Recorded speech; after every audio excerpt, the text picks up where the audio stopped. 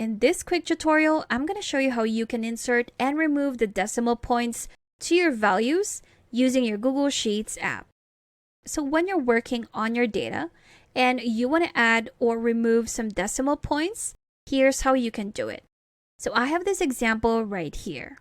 Now this data doesn't really make sense because the old price and the new price are the same, even though there's a price increase. So to determine this, what we're going to do is to actually select the range for my first column right here, then go to Format at the top and swipe up until you see these ones right here. So this would actually decrease your decimal points or remove them, and then the one on the right side would add them. So if I tap on this one right here, there you go. You'll already notice that there has been changes on those values as soon as we've tapped on add a decimal point. If we tap and add another one, there we have it. Now we're going to do the same thing with our new price. So I'm going to tap on that range. There we go. Make sure to select everything. So these are all in currencies.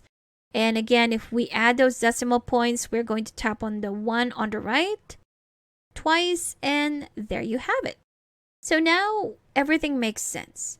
We have the old price with a 10% increase with the new price on the right side. And that's how you can add your decimal points. If you want to remove them again, just select the same range. Go back to your format, swipe up a little, and select the one on the left side.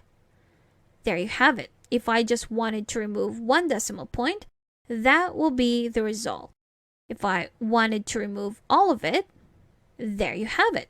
Now we have formatted our values within those cells by either adding or removing those decimal points. And that's how you can insert and remove decimal points to your values here in the Google Sheets mobile app.